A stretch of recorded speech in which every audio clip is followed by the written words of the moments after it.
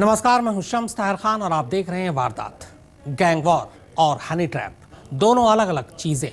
जुर्म की दुनिया के खिलाड़ी अपने दुश्मनों को मौत के मुंह में पहुंचाने के लिए सालों से गैंग वॉर का सहारा लेते रहे, जबकि हनी ट्रैप में हुस्न के सहारे दुश्मन का राज जान लेने की रवायत है। लेकिन जरा सोचिए कि अगर किसी गैंग वॉर में हनी ट्रैप शामिल हो जाए तो क्या हो। दिल्ली में शूटआउट की सबसे ताजा वारदात कुछ ऐसी ही है।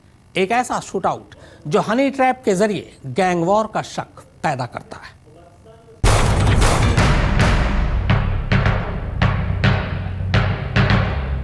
वही बेखौफ तरीका,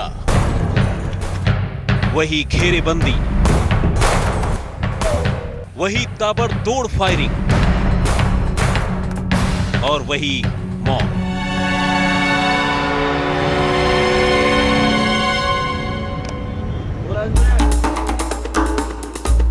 दिल्ली के गैंगस्टरों की अपनी अलग ही दुनिया है और दुश्मन को मौत के घाट उतारने का अपना अलग ही अंदाज। साउथ वेस्ट दिल्ली का नजफगढ़ इलाका अब तक न मालूम ऐसे कितने ही वारदातों का गवाह बन चुका है।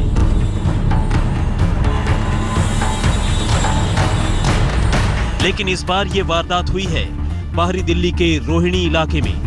बुधवार 8 दिसंबर की सर्द शाम जैसे ही घड़ी की सुइयों ने 5:30 बजे का वक्त दिखाया, अचानक गोलियों की आवाज से पूरा इलाका दहल उठा। लोग अभी कुछ समझ पाते कि उन्होंने एक शख्स को जापानी पार्क के गेट के बाहर बेतहाशा भागते हुए देखा।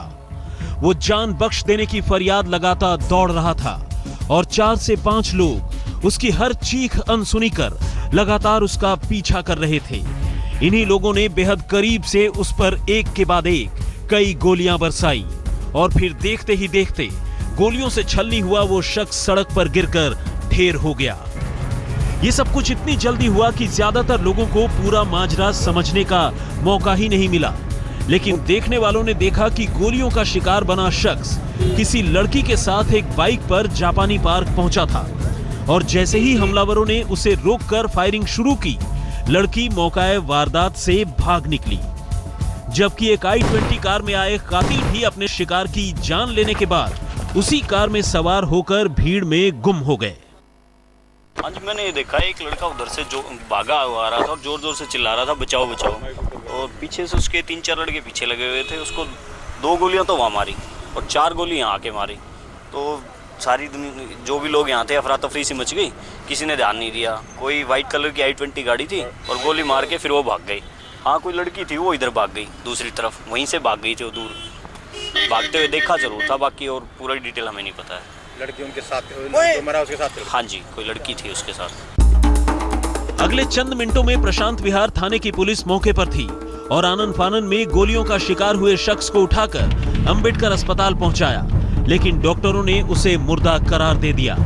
यहाँ तक तो मामला किसी पुरानी रंजिश की वजह से हुए कत्ल का लग रहा था। कुछ लोगों को इस कत्ल के पीछे लव एंगल या हनी ट्रैप जैसी बात भी लगी, क्योंकि मकतूल के साथ एक लड़की भी मौके वारदात पर पहुंची थी और कत्ल के दौरान ही वो मौके से रहस्यमयी तरीके से गायब भी हो गई। लेकिन थोड़ी ही देर बाद जब मरने वाले की पहचान साफ हुई तो मामले में बड़ा ट्विस्ट आ गया।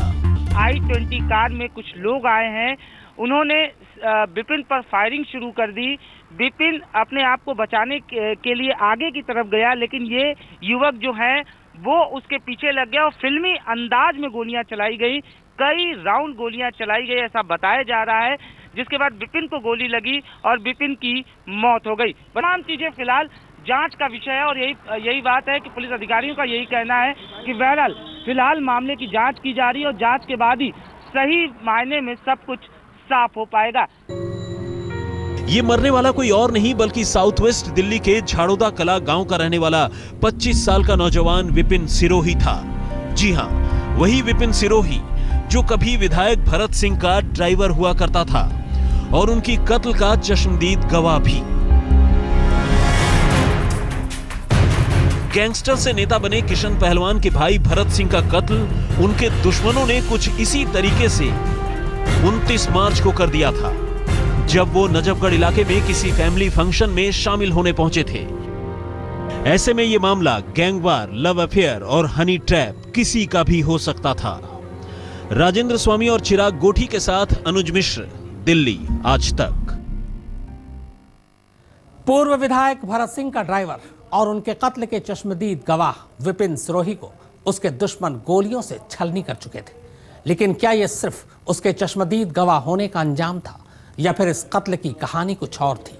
गैंगवॉर पर माथापच्ची कर रही पुलिस को मौका वारदात पर सामने आई एक रहस्यमय लड़की की कहानी ने और भी उलझा दिया है।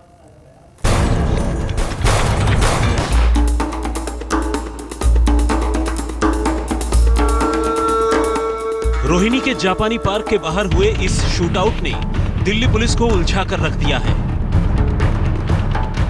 वारदात के तौर तरीके और मकतूल के पुराने ट्रैक रिकॉर्ड को देखकर मामला गैंगवार का लगता है, लेकिन इस वारदात में शामिल एक लड़की के रहस्यमयी किरदार ने पुलिस की पेशानी पर बल डाल दिए हैं। ऐसे में इसे लेकर फिलहाल कई सवाल हैं। सवाल ये कि क्या ये वाकई गैंगवार का नतीजा है? अगर हाँ, तो क्या ये गैंगवार में हनी ट्रैप का इस्तेमाल है? क्या पूर्व विधायक भरत सिंह के कत्ल का चश्मदीद गवाह होने की वजह से ही विपिन की जान ली गई है? क्या ये विपिन के साथ किसी की कोई और रंजिश का अंजाम है, या फिर कत्ल के पीछे रिश्तों की उलझी पहेली या लव अफेयर की कहानी है? दरअसल विपिन नजफगढ़ के पूर्व विधायक भरत सिंह का ड्राइवर था और इसी साल 29 मार्च को जब एक पार्टी में भरत सिंह का कत्ल हुआ, तब विपिन न सिर्फ खुद ही भरत सिंह की गाड़ी चलाता हुआ पार्टी वाली जगह यानी मौका वारदात पर पहुंचा था, बल्कि उसने तमाम कातिलों को करीब से देखा भी था। ऐसे में पुलिस ने जिन 4 लोगों को भरत सिंह के कत्ल का चश्मदीद गवाह बनाया था, उनमें विपिन भी एक था। विपिन की सालों से भरत सिंह और उनके भाई किशन पहलवान से नजदीकी थी। इससे यह भी लग रहा था कि वो अदालत में कातिलों के खिलाफ एक मजबूत गवाह साबित होगा। कहीं ऐसा तो नहीं कि इसी वजह से कातिलों ने पीछा कर विपिन का कत्ल कर दिया? कहने वाले कह सकते हैं कि 4 में से सिर्फ एक गवाह की जान लेने भर से इस मामले पर वैसा कोई असर पड़ना मुमकिन नहीं है, लेकिन लोगों का यह भी कहना है कि जिस तरह सरेशाम विपिन का कत्ल किया गया, उससे दूसरे गवाहों का भी खौफजदा होना लाजमी है।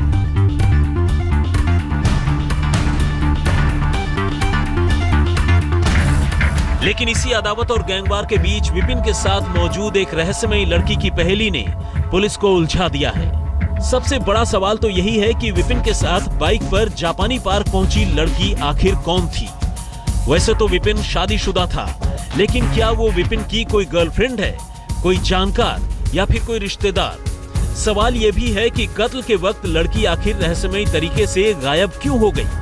अगर वो विपिन की कोई गर्लफ्रेंड या रिश्तेदार होती तो वो कातिलों से विपिन की जान बख्श देने की फरियाद कर सकती थी, लेकिन ऐसा करने के बजाय वो जिस तरह मौके से भाग खड़ी हुई, वो शक पैदा करता है। ऐसे में पुलिस को लग रहा है कि हो न हो विपिन को उसके दुश्मनों ने इसी लड़की के जरिए तो नहीं फंसाया। यानी क्या ये गैंगवार में हनी ट्रैप का इस्तेमाल था? वैसे एक गौर करने वाली बात यह भी है कि भरत सिंह के कत्ल के इल्जाम में फिलहाल उनके दुश्मन नंबर 1 रहे उदयवीर सिंह काला और उसके गैंग के ज्यादातर बदमाश सलाखों के पीछे हैं। ऐसे में अगर इस वारदात में काला का ही हाथ है तो क्या इसके लिए काला ने सुपारी दी, या फिर काला की तरह ही भरत सिंह और किशन पहलवान के किसी और दुश्मन ने विपिन को अपना निशाना बना लिया? राजेंद्र स्वामी और अनुज मिश्र के साथ चिराग गोठी, दिल्ली आज तक। कातिलों ने जिस तरह भरत सिंह मर्डर केस के चश्मदीद गवाह विपिन सिरोही को सरेआम पीछा कर मौत के घाट उतारा, उसने भरत सिंह के कत्ल का वाकया भी ताजा कर दिया। एक पार्टी में सैकड़ों लोगों के बीच आखिर कैसे हुआ था भरत सिंह का कत्ल, आइए देखते हैं।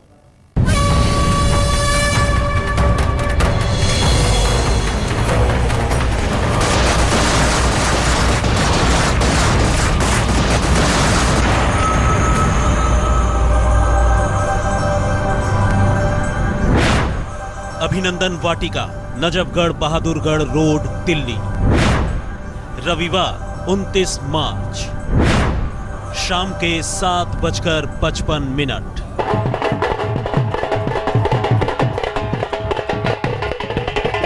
दिल्ली पुलिस के एक कांस्टेबल के यहाँ कुआं पूजन की दावत थी। कुआं पूजन यानी घर में लड़का पैदा होने पर किया जाने वाला प्रोग्राम। दावत में इलाके के बहुत से खासो आम लोग मौजूद थे और माहौल बेहद खुशनुमा था। लेकिन तभी अचानक गोलियों की आवाज से पूरा अभिनंदन वाटिका गूंज उठा। इसके बाद तो जिसे जहां मौका मिला वो वहीं जान बचाकर भागने लगा। लेकिन अगले ही पल लोगों का ध्यान जमीन पर तड़पते इलाके के पूर्व विधायक और इंडियन नेशनल लोकदल के नेता भरत सिंह पर पड़ी, जो एक खास मेहमान के तौर पर इस दावत में शामिल होने पहुंचे थे और फायरिंग के वक्त डिनर कर रहे थे। इस कुआं पूजन में भी उनके साथ एक सरकारी और एक निजी सुरक्षाकर्मी मौजूद था, जो थोड़ी ही दूर पर खड़े होकर भरत सिंह की निगरानी कर रहे थे। लेकिन दावत की भीड़-भाड़ के बीच एक शख्स न जाने कहां से अचानक भरत सिंह के करीब आ गया और इससे पहले कि लोग कुछ समझ पाते, उसने भरत सिंह को निशाना बनाकर ताबड़तोड़ फायरिंग शुरू कर दी। इस शख्स ने उन पर बेहद करीब से तकरीबन 6 गोलियां चलाई, जिनमें से कुछ एक भरत सिंह के जिस्म को छेदती हुई बाहर निकल गई। बाद में भरत सिंह और उनके पीएसओ को उठाकर पहले नजफगढ़ के ही एक अस्पताल में ले जाया गया, फिर वहां से गुड़गांव के मेदांता में। लेकिन भरत सिंह को डॉक्टरों ने मुर्दा करार दे दिया। अनिल बालियान और अनुज मिश्र के साथ चिराग गोठी, दिल्ली आज तक। दिल्ली के नजफगढ़ में गैंगवॉर की यह कहानी कोई साल 2 साल नहीं बल्कि 25 साल पुरानी है। जी हाँ, उन दिनों की जब दिल्ली तेजी से तरक्की कर रही थी और भूमाफियाओं ने औने पौने दाम पर करोड़ों की जमीन का सौदा करना शुरू कर दिया था। लेकिन जमीन की इसी सौदेबाजी ने तब के बाहुबलियों के बीच दुश्मनी की ऐसी बीज डाल दी कि उसका अंजाम आज भी दिख रहा है।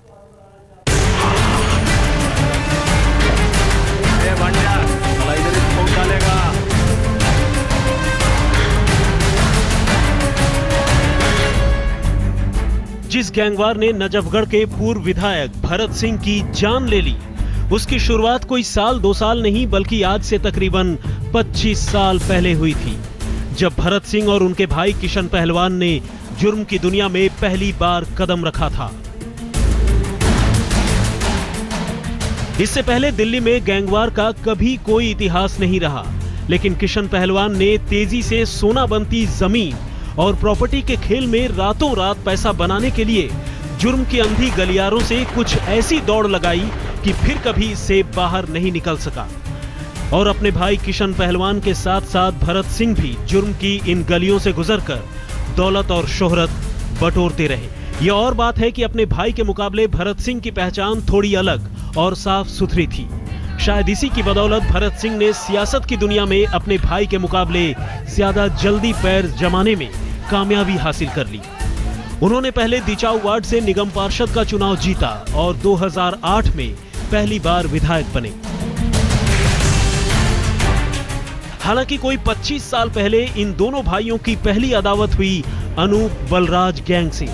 जी हां, वही अनूप बलराज जो किशन भरत की तरह ही जुर्म की दुनिया में अपने पैर जमाने की कोशिश में लगे थे।